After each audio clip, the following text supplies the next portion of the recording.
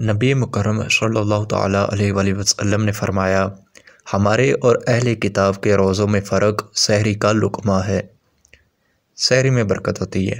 مصطفیٰ کریم صلی اللہ علیہ وآلہ وسلم نے فرمایا، 3 چیزوں میں برکت ہے۔ نمبر 1 جماعت، نمبر 2 سرید، اور نمبر 3 سحری میں۔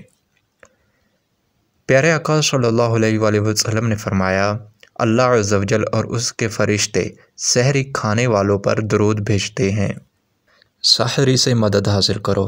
پیارے آقا صلی اللہ علیہ وآلہ وسلم نے فرمایا، سحری کھانے سے دن کے روزہ پر استعانت یعنی مدد حاصل کرو، اور قیلولہ سے رات کے قیام پر۔ 3 آدمی جتنے بھی کھا لے ان سے کوئی حساب نہ ہوگا بشرطے کہ کھانا حلال ہو۔ نمبر 1 روزہ دار افطاری کے وقت، نمبر 2 سحری کھانے والا، اور نمبر 3 مجاہد جو اللہ عز و جل کے راستے میں سرحد اسلام کی حفاظت کرے۔ سحری پوری کی پوری برکت ہے، پس تم نہ چھوڑو، چاہے یہی ہو کہ تم پانی کا ایک گھونٹ پی لو۔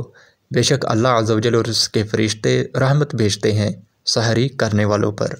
حضرت سیدنا انس بن مالک رضی اللہ تعالیٰ عنہ فرماتے ہیں کہ تاجدار مدینہ سرور قلب و سینہ صلی اللہ تعالیٰ علیہ وآلہ وسلم نے سحری کے وقت مجھ سے فرمایا، میرا روزہ رکھنے کا ارادہ ہے، مجھے کچھ کھلاؤ۔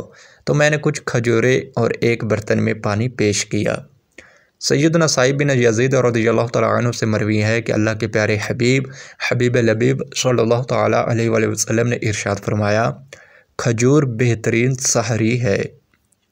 ایک اور مقام پر ارشاد فرمایا، کھجور مومن کی کیا ہی اچھی سحری ہے۔